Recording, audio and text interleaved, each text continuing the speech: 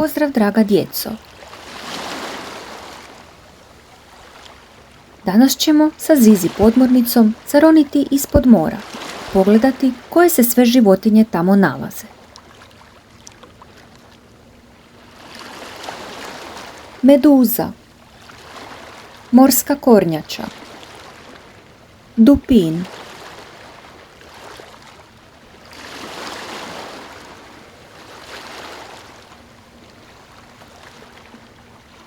morski konjic,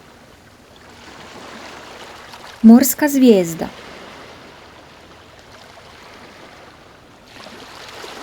rak,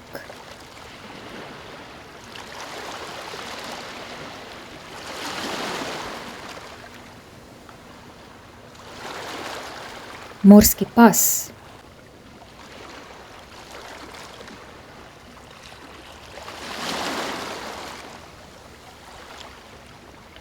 jastog,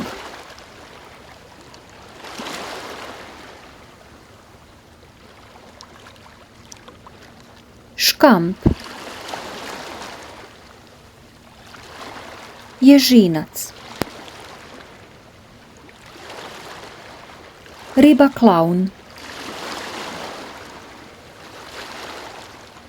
školjka bisernica